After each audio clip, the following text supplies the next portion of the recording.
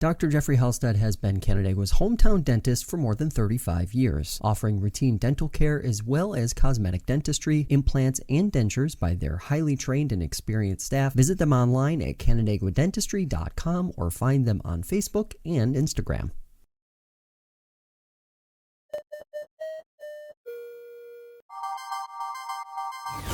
Do you want to know what's happening in the Finger Lakes?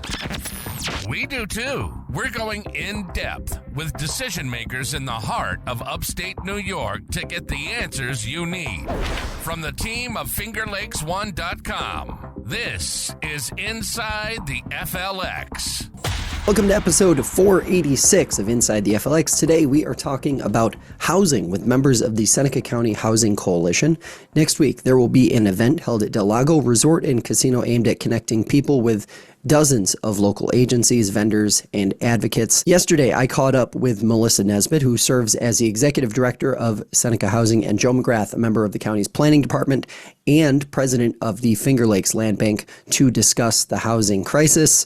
Check it out. Sure. So it's a free event, open to the public.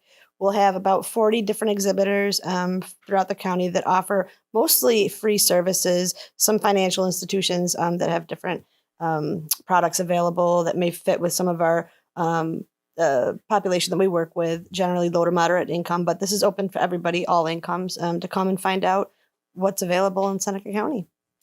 What is the, kind of as best you can, obviously this is the third, the third one you guys have done. That's right. What is the experience like for the average person who goes to a housing fair? You see housing and services fair, and, there's going to be 40 different organizations there maybe, but what is that experience like for the person who's going there? What could they potentially, from start to finish, get an understanding of? So I'll start with the fun stuff. Fun stuff is you're going to meet, you're going to be met with the Seneca County Housing Coalition table, and they'll have basically a little passport that you're going to have checked off at each table as you go visit. And each table will have free items for you to take, swag basically for everybody. It's required to be an exhibitor. And you can ask questions that are, appropriate for your situation. Some people come, maybe they only have one table they're interested in talking to. Maybe they want to talk to legal aid because they have an issue going on with their landlord or something like that. There's NYSEG, will be there. So maybe they have some gas and electric questions, things like that. But if they go to all the tables and they get their passport marked off, then they're going to be entered in a drawing to win a TV. So that's pretty exciting. And then every hour we're going to have a $100 Walmart gift card drawings from those same entries that people put in. So that's fun, and that brings people in. We have free food, breakfast pizza, coffee, and regular pizza and bottled water and stuff for the afternoon. So that's the fun part. The other part is, it's like I said, it's educational. People can come and get some of their questions answered. We have applications for the Section 8 program. There's information about what the planning office is doing in the area. United Way will be there. Domestic violence people will be there. So there's a variety, an opportunity to learn a lot about what's available in the county. And in terms of planning, obviously you're both working in this throughout the year, I'm assuming. Something like this doesn't come together overnight. So when do you guys start planning? Is it as soon as the previous one ends, you guys are already starting to think about how you can work on the next one, make it better? Or what's that window look like typically? It's not that heavy a lift. It's not a huge undertaking. We have generally our exhibitors are repeats. So it's the matter of sending out emails, staying on everybody, asking them to sign up. So usually January, maybe we start the planning. Our sponsors are always generous. We have CFCU signed on, and Generations Bank and Lions National Bank. So they help offset the cost of the pizza, the TV, the prizes, and those things. So, they're pretty easy to work with. They know they've done this before, and they know that they can, they'll get what they'll get for their money when they work with us. Top issues, top questions that folks have typically when they come out. Most frequently asked questions, I suppose. Sure. I mean, usually a lot of landlord tenant issues. So that's a big one. People don't know about some of the apartment complexes in the area. So a lot of times they'll be there to represent, and they have a waiting list and things like that. So, but they can learn a little bit about that. The NYSEG issue, that's always something. And then a lot of people come that aren't necessarily low or moderate income, but come for the loan products that some of the banks and some of the credit unions are offering. So find out about mortgage rates and things like that. So it's a variety. Get people from all walks of life in there. Yeah. I'm curious, what's the balance between like advocacy, because I'm sure a lot of the agencies there are working in advocacy, housing advocacy, like day in and day out, versus like education, where I'm sure you have, you mentioned repeat vendors. You probably also see some familiar faces year in and year out at these things. So what part of it is also, educating and trying to help people, get long-term answers to questions? Sure. I mean, I think every not-for-profit, especially that attends the ones that attend this event, do both. I mean, advocacy and education, that's all we do. So I would say, the good percentage of vendors, because most of them are not-for-profits that come in, they're all members of the Housing Coalition, which is nice. So we meet on a quarterly basis to discuss housing issues. And the reason it's housing and services is because while housing is our focus and it's the focus of this month because it's Fair Housing Month, we share the same population as far as our clients. So it's really nice to be able to work together to know who has what different programs or what grants or what's available, so that we can relay that information to the people, streamline the services and get it out there as quickly as possible. So that's another really important piece of this story, is that the Housing Coalition is doing great work in the county. Right. So we work on these issues year round with many of the folks that are coming to present at the housing fair. And one of the things that the county planning department works to do is make connections and ensure that services are able to actually get to people that need them. And the housing fair is a really great event that allows people to, in one place, access all of these services and in these products, but also it brings together the service providers as well, and is a organizing tool, basically. So when we're looking at, all these great grant programs that the state might be offering, and we're looking around at who is available, who can actually administer this, who can run this, the work of setting up the housing fair and running the coalition, that all can help organize ourselves to take advantage of other things that are out there. Yeah. And Joe, you're a member of the planning department. You're also president of the land bank as well. Talk to us a little bit about the issues that you see in housing in Seneca County presently, and how an event like this kind of helps get the county going in the right direction. Yeah. So the county each year declares April as Fair Housing Month. And this is co-sponsored by the county and the planning department for that. So that's just a piece of what we're working on. We recently completed a housing needs assessment, which I hope that many people have seen by this point. And we've diagnosed a lot of the issues that we're finding within the housing market and the housing scene in Seneca County. And what we're trying to do is move to the next step. A few of the recommendations from that assessment was to do a countywide housing strategy, which we're looking at starting later this year. One of the other pieces or recommendations in the assessment was to increase nonprofit capacity, especially for development and supportive housing services. And what we don't have or haven't had access to in this county is a consistent partner, especially for the county or the land bank to work with to actually build housing. And that was identified in the assessment. And we worked with Seneca Housing to put a grant application into New York State for them to become a rural preservation company. So they'll be able to begin actually in partnership with the land bank and the county to begin building housing, which is something that a pipeline is something that we really haven't had the puzzle pieces for in the past. And just recently, we've been able to establish some of those pieces, and we're hoping to start putting them together soon and actually being able to build units, which is exciting.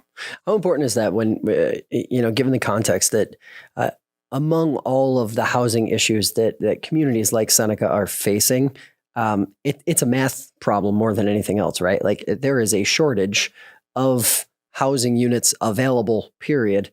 So how, if you could speak to a little bit of just how much this could potentially unlock down the road when it comes to addressing some of these issues that we see in housing. Well, I mean, there's no silver bullet. I think this is the RPC for Seneca Housing and the ability to build units on land bank properties that were former vacant and abandoned tax foreclosures. That's an important piece, but it's not the only piece. And with a issue as broad and as complicated as housing, I think it's really important that we are able to use events like this housing fair to help keep the motivation and the optimism high for folks to continue to work together in this county to produce housing. So the strategy is going to be a big piece of it. I think we have a few different towns that are hopefully going down the path of updating their zoning codes and doing things like that. And we're hoping to work with them to make it a little bit easier to add housing.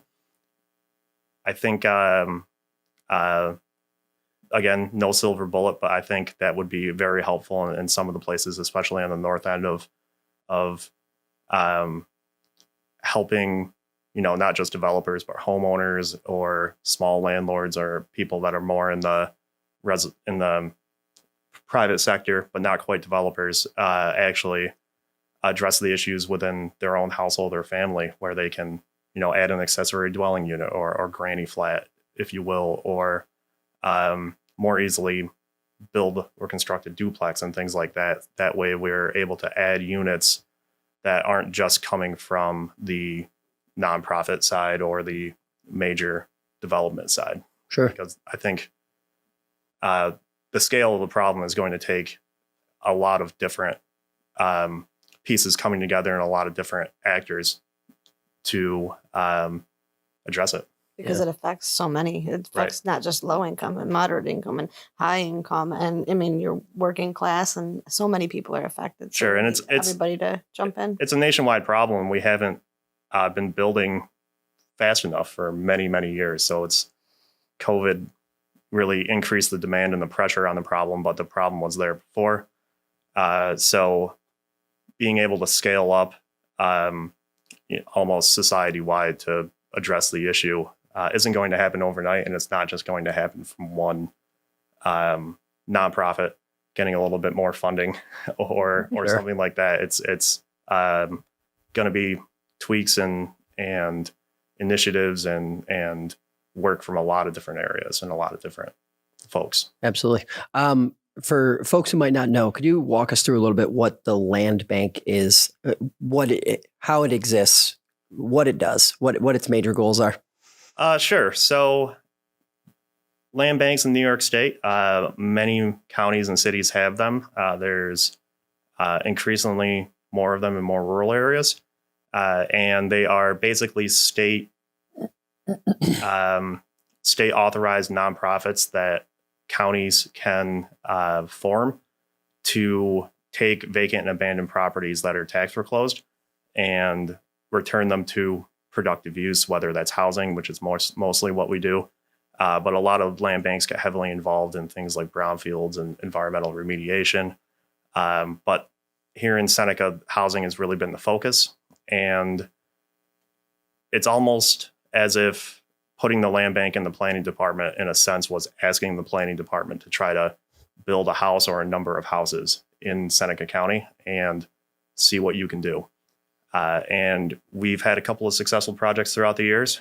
And in the course of that work, we've kind of been trying to identify all the barriers and the issues to development that could be applied countywide.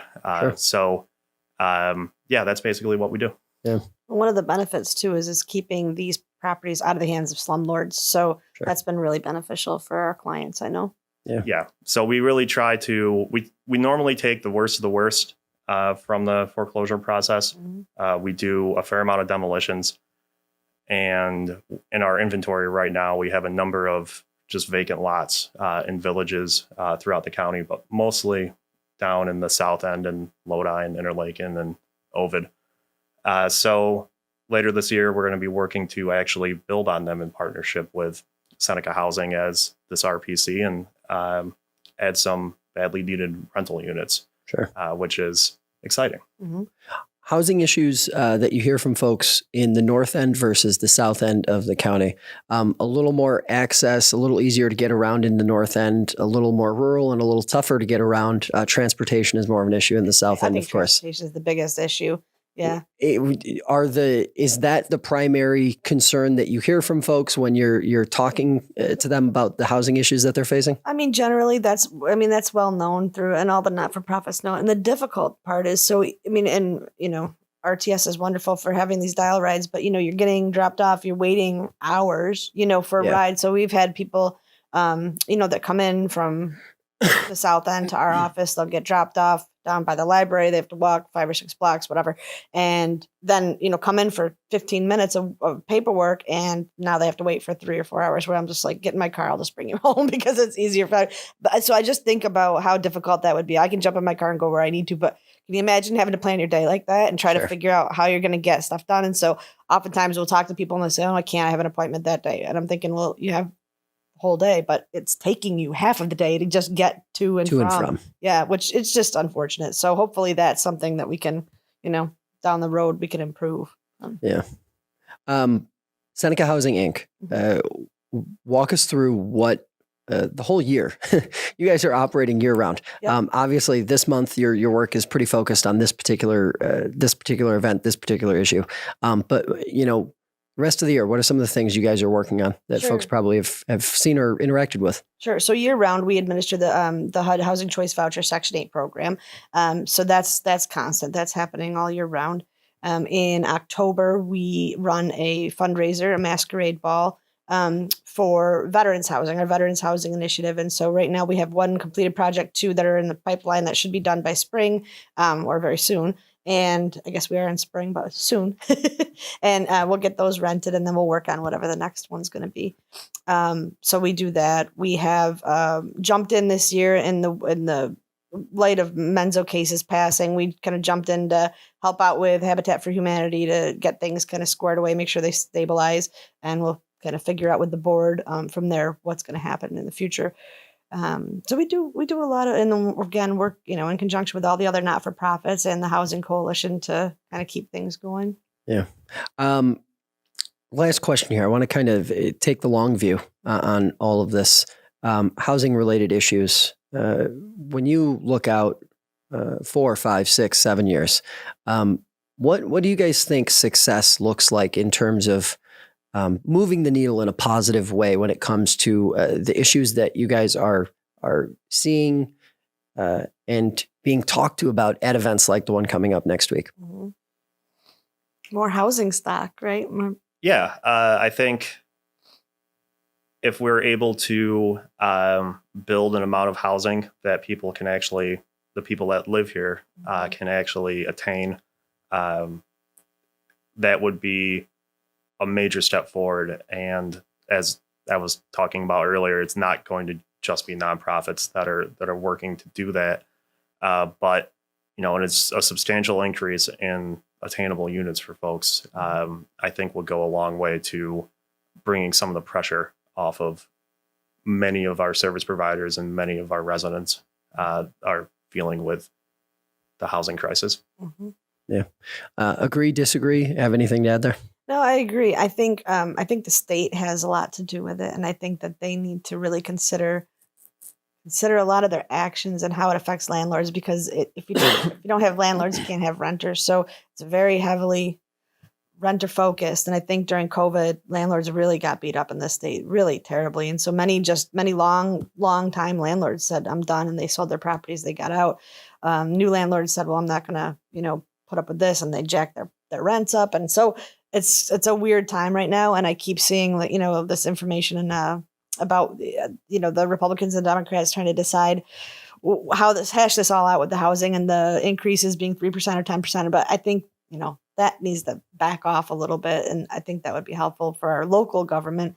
I can't say enough of right now how supportive they've been. I think our county's been fantastic with this RPC and with this housing, declaring a housing state of emergency. I mean, Joe and I, gosh, I remember standing in front of the board in 2017 saying, hey, there's a housing shortage. It's a big deal.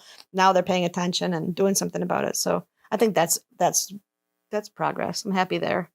That's a lot of progress. Yeah, I think we have made some significant progress just institutionally at the county to start thinking about these things a little bit differently in the short time that I've been here. And it's been really, really inspiring in some ways to look at where we've been and then where we are right now as we're having these housing related conversations. So I'm hoping that momentum continues as we go down more intensive paths of trying to do things to address this problem.